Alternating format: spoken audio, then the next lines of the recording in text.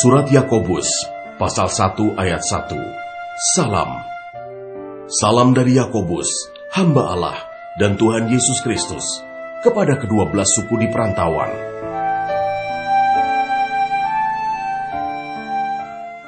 Ayat 2-8, Iman dan Hikmat.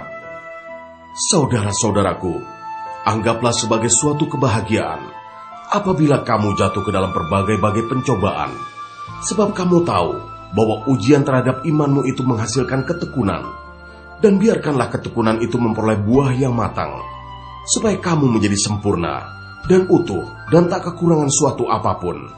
Tetapi apabila di antara kamu ada yang kekurangan hikmat, hendaklah ia memintakannya kepada Allah, yang memberikan kepada semua orang dengan murah hati dan dengan tidak membangkit-bangkit, maka hal itu akan diberikan kepadanya. Hendaklah ia memintanya dalam iman, dan sama sekali jangan bimbang, sebab orang yang bimbang sama dengan gelombang laut yang diombang-ambingkan kian kemari oleh angin.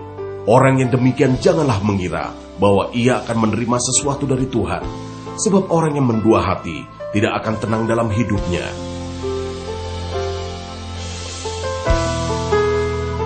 Ayat 9-11, keadaan rendah dan keadaan kaya.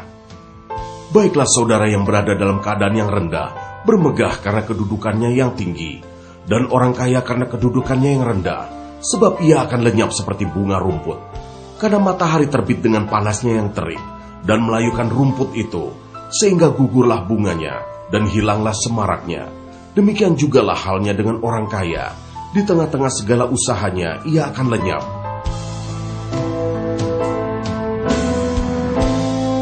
Ayat 12-18, pengujian dan pencobaan. Berbahagialah orang yang bertahan dalam pencobaan, sebab apabila ia sudah tahan uji, ia akan menerima mahkota kehidupan yang dijanjikan Allah kepada barang siapa yang mengasihi Dia. Apabila seorang dicobai, janganlah ia berkata, "Pencobaan ini datang dari Allah," sebab Allah tidak dapat dicobai oleh yang jahat, dan ia sendiri tidak mencobai siapapun. Tetapi tiap-tiap orang dicobai oleh keinginannya sendiri, karena ia diseret dan dipikat olehnya. Dan apabila keinginan itu telah dibuahi, ia melahirkan dosa. Dan apabila dosa itu sudah matang, ia melahirkan maut. Saudara-saudara yang kukasihi, janganlah sesat. Setiap pemberian yang baik dan setiap anugerah yang sempurna datangnya dari atas, diturunkan dari Bapa segala terang. Padanya tidak ada perubahan atau bayangan karena pertukaran.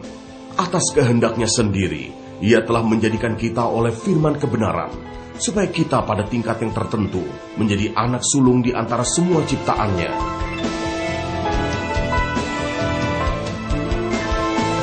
Ayat 19-27, pendengar atau pelaku firman. Hai saudara-saudara yang kukasihi, ingatlah hal ini. Setiap orang hendaklah cepat untuk mendengar, tetapi lambat untuk berkata-kata, dan juga lambat untuk marah. Sebab amarah manusia tidak mengerjakan kebenaran di hadapan Allah. Sebab itu buanglah segala sesuatu yang kotor, dan kejahatan yang begitu banyak itu, dan terimalah dengan lemah lembut firman yang tertanam di dalam hatimu, yang berkuasa menyelamatkan jiwamu. Tetapi hendaklah kamu menjadi pelaku firman, dan bukan hanya pendengar saja. Sebab jika tidak demikian, kamu menipu diri sendiri. Sebab jika seorang hanya mendengar firman saja dan tidak melakukannya, ia adalah seumpama seorang yang sedang mengamat-amati mukanya yang sebenarnya di depan cermin. Baru saja ia memandang dirinya, ia sudah pergi, atau ia segera lupa bagaimana rupanya. Tetapi barang siapa meneliti hukum yang sempurna, yaitu hukum yang memerdekakan orang, dan ia bertekun di dalamnya. Jadi bukan hanya mendengar untuk melupakannya, tetapi sungguh-sungguh melakukannya, ia akan berbahagia oleh perbuatannya. Jikalau ada seorang menganggap dirinya beribadah, tetapi tidak mengekang lidahnya, ia menipu dirinya sendiri, maka sia-sialah ibadahnya. Ibadah yang murni dan yang tak bercacat di hadapan Allah, Bapa kita, ialah mengunjungi yatim piatu dan janda-janda dalam kesusahan mereka, dan menjaga supaya dirinya sendiri tidak dicemarkan oleh dunia.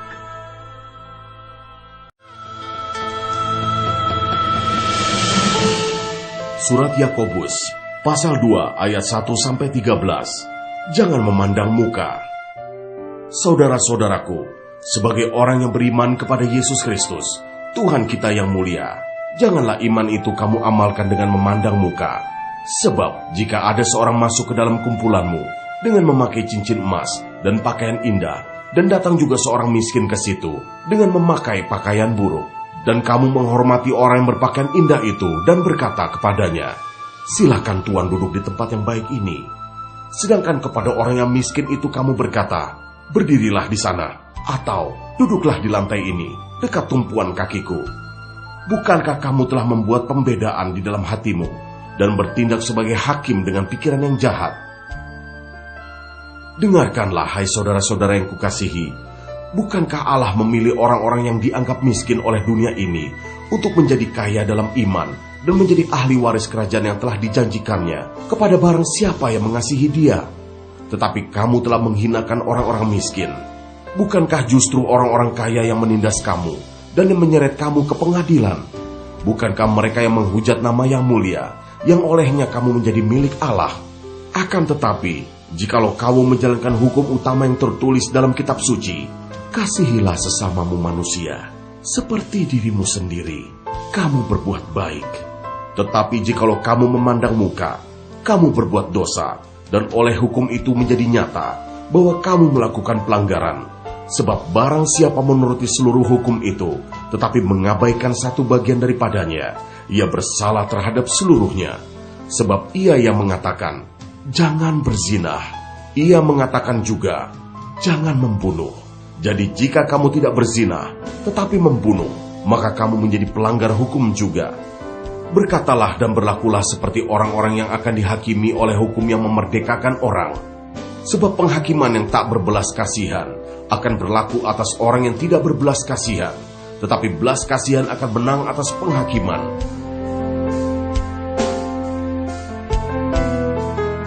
Ayat 14-26. Iman tanpa perbuatan pada hakikatnya adalah mati. Apakah gunanya, saudara-saudaraku, jika seorang mengatakan bahwa ia mempunyai iman, padahal ia tidak mempunyai perbuatan? Dapatkah iman itu menyelamatkan dia? Jika seorang saudara atau saudari tidak mempunyai pakaian dan kekurangan makanan sehari-hari, dan seorang dari antara kamu berkata, "Selamat jalan, kenakanlah kain panas, dan makanlah sampai kenyang," tetapi ia tidak memberikan kepadanya apa yang perlu bagi tubuhnya, apakah gunanya itu? Demikian juga halnya dengan iman. Jika iman itu tidak disertai perbuatan, maka iman itu pada hakikatnya adalah mati. Tetapi mungkin ada orang berkata, "Padamu ada iman, dan padaku ada perbuatan." Aku akan menjawab dia, "Tunjukkanlah kepadaku imanmu itu tanpa perbuatan, dan aku akan menunjukkan kepadamu imanku dari perbuatan-perbuatanku." Engkau percaya bahwa hanya ada satu Allah saja. Itu baik, tetapi setan-setan pun juga percaya akan hal itu, dan mereka gemetar.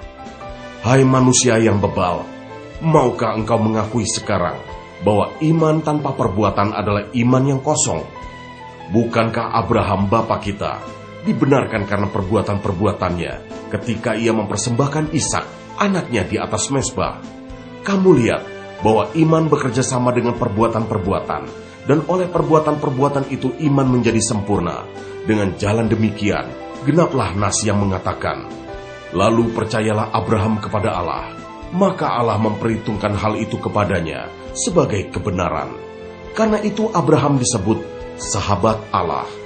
Jadi kamu lihat bahwa manusia dibenarkan karena perbuatan-perbuatannya, dan bukan hanya karena iman. Dan bukankah demikian juga Rahab, pelacur itu, dibenarkan karena perbuatan-perbuatannya ketika ia menyembunyikan orang-orang yang disuruh itu di dalam rumahnya, lalu menolong mereka lolos melalui jalan yang lain.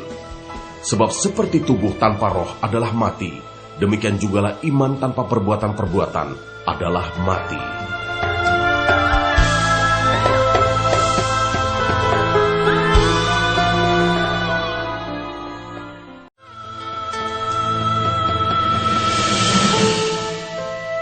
Surat Yakobus, pasal 3, ayat 1-12. Dosa karena lidah. Saudara-saudaraku, janganlah banyak orang di antara kamu mau menjadi guru, sebab kita tahu bahwa sebagai guru kita akan dihakimi menurut ukuran yang lebih berat. Sebab kita semua bersalah dalam banyak hal. Barang siapa tidak bersalah dalam perkataannya, ia adalah orang sempurna yang dapat juga mengendalikan seluruh tubuhnya. Kita mengenakan kekang pada mulut kuda, sehingga ia menuruti kehendak kita. Dengan jalan demikian, kita dapat juga mengendalikan seluruh tubuhnya. Dan lihat saja kapal-kapal, walaupun amat besar dan digerakkan oleh angin keras, namun dapat dikendalikan oleh kemudi yang amat kecil menurut kehendak jurumudi. Demikian juga lidah, walaupun suatu anggota kecil dari tubuh, namun dapat memegahkan perkara-perkara yang besar. Lihatlah, betapapun kecilnya api, ia dapat membakar hutan yang besar. Lidah pun adalah api. Ia merupakan suatu dunia kejahatan dan mengambil tempat di antara anggota-anggota tubuh kita sebagai sesuatu yang dapat menodai seluruh tubuh dan menyalakan roda kehidupan kita. Sedang ia sendiri dinyalakan oleh api neraka. Semua jenis binatang liar, burung-burung, serta binatang-binatang menjalar dan binatang-binatang laut dapat dijinakan dan telah dijinakan oleh sifat manusia. Tetapi tidak seorang pun yang berkuasa menjinakkan lidah. Ia adalah sesuatu yang buas, yang tak terkuasai, dan penuh racun yang mematikan. Dengan lidah kita memuji Tuhan, Bapa kita, dan dengan lidah kita mengutuk manusia yang diciptakan menurut rupa Allah. Dari mulut yang satu keluar berkat dan kutuk. Hal ini, saudara-saudaraku, tidak boleh demikian terjadi. Adakah sumber memancarkan air tawar dan air pahit dari mata air yang sama? Saudara-saudaraku, adakah pohon ara dapat menghasilkan buah zaitun? Dan adakah pokok anggur dapat menghasilkan buah ara? Demikian juga mata air asin tidak dapat mengeluarkan air tawar.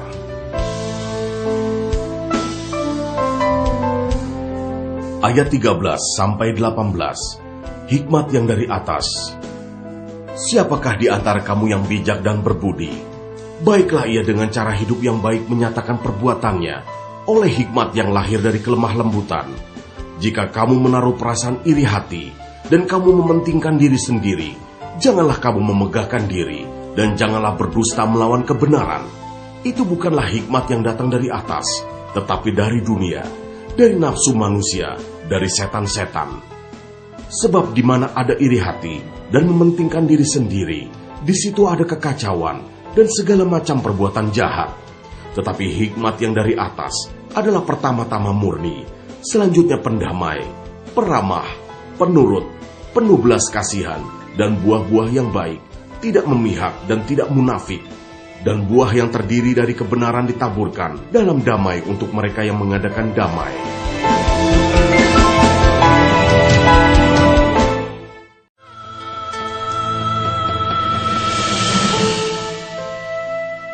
Surat Yakobus, pasal 4, ayat 1-10. Hawa nafsu dan persahabatan dengan dunia. Dari manakah datangnya sengketa dan pertengkaran di antara kamu? Bukankah datangnya dari hawa nafsumu yang saling berjuang di dalam tubuhmu? Kamu mengingini sesuatu, tetapi kamu tidak memperolehnya. Lalu kamu membunuh. Kamu iri hati, tetapi kamu tidak mencapai tujuanmu.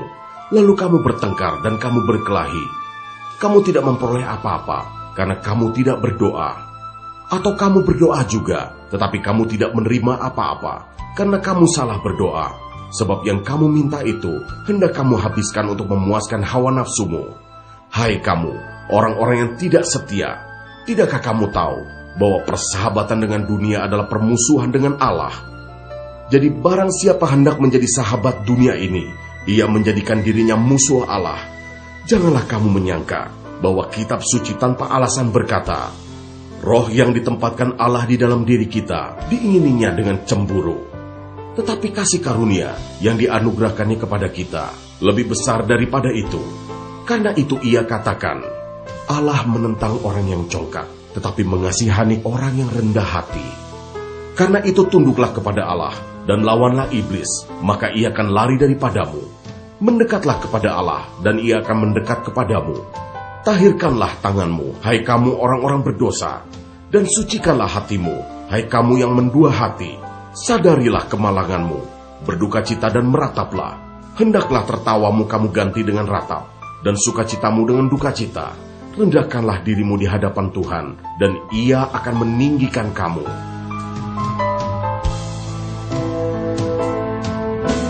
Ayat 11-12. Jangan memfitnah orang. Saudara-saudaraku, janganlah kamu saling memfitnah. Barang siapa memfitnah saudaranya atau menghakiminya, ia mencela hukum dan menghakiminya. Dan jika engkau menghakimi hukum, maka engkau bukanlah penurut hukum, tetapi hakimnya. Hanya ada satu pembuat hukum dan hakim, yaitu Dia yang berkuasa menyelamatkan dan membinasakan. Tetapi siapakah engkau, sehingga engkau mau menghakimi sesamamu manusia?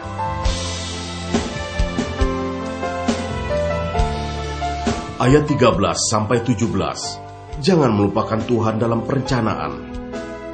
Jadi sekarang hai kamu yang berkata, hari ini atau besok kami berangkat ke kota Anu, dan di sana kami akan tinggal setahun, dan berdagang serta mendapat untung. Sedang kamu tidak tahu apa yang akan terjadi besok. Apakah arti hidupmu? Hidupmu itu sama seperti uap yang sebentar saja kelihatan, lalu lenyap.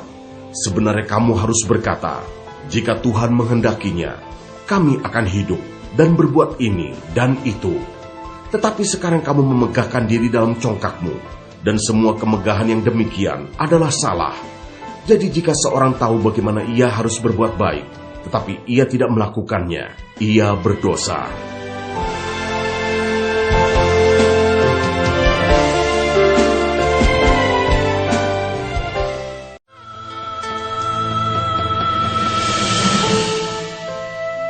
Surat Yakobus, pasal 5, ayat 1-6.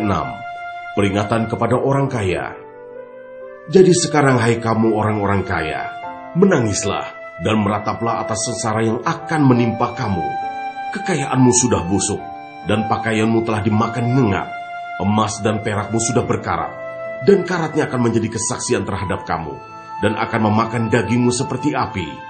Kamu telah mengumpulkan harta pada hari-hari yang sedang berakhir. Sesungguhnya telah terdengar teriakan besar, karena upah yang kamu tahan dari buruh yang telah menuai hasil ladangmu, dan telah sampai ke telinga Tuhan semesta alam, keluhan mereka yang menyabit panenmu. Dalam kemewahan kamu telah hidup dan berfoya-foya di bumi.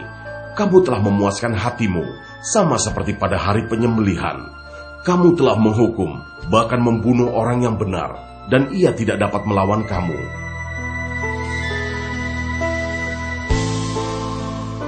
Ayat 7-11. Bersabar dalam penderitaan. Karena itu saudara-saudara, bersabarlah sampai kepada kedatangan Tuhan. Sesungguhnya petani menantikan hasil yang berharga dari tanahnya, dan ia sabar sampai telah turun hujan musim gugur dan hujan musim semi. Kamu juga harus bersabar dan harus meneguhkan hatimu, karena kedatangan Tuhan sudah dekat.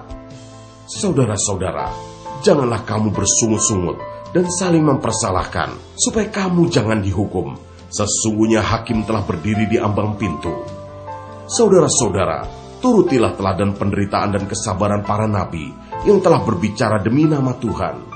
Sesungguhnya kami menyebut mereka berbahagia, yaitu mereka yang telah bertekun.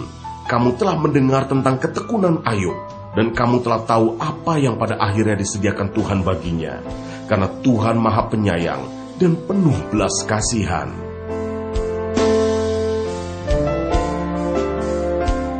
Ayat 12-20 mengenai sumpah dan doa untuk orang sakit. Tetapi yang terutama saudara-saudara, janganlah kamu bersumpah demi sorga maupun demi bumi, atau demi sesuatu yang lain. Jika ya, hendaklah kamu katakan ya. Jika tidak, hendaklah kamu katakan tidak, supaya kamu jangan kena hukuman. Kalau ada seorang di antara kamu yang menderita, baiklah ia berdoa. Kalau ada seorang yang bergembira, baiklah ia menyanyi. Kalau ada seorang di antara kamu yang sakit, baiklah ia memanggil para penatua jemaat, supaya mereka mendoakan dia serta mengolesnya dengan minyak dalam nama Tuhan. Dan doa yang lahir dari iman akan menyelamatkan orang sakit itu, dan Tuhan akan membangunkan dia. Dan jika ia telah berbuat dosa, maka dosanya itu akan diampuni. Karena itu hendaklah kamu saling mengaku dosamu dan saling mendoakan supaya kamu sembuh. Doa orang yang benar, bila dengan yakin didoakan, sangat besar kuasanya. Elia adalah manusia biasa sama seperti kita, dan ia telah bersungguh-sungguh berdoa supaya hujan jangan turun. Dan hujan pun tidak turun di bumi selama 3 tahun dan 6 bulan.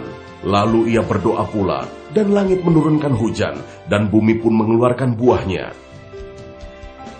Saudara-saudaraku, jika ada di antara kamu yang menyimpang dari kebenaran, dan ada seorang yang membuat dia berbalik, ketahuilah bahwa barang siapa membuat orang berdosa berbalik dari jalannya yang sesat, ia akan menyelamatkan jiwa orang itu dari maut dan menutupi banyak dosa.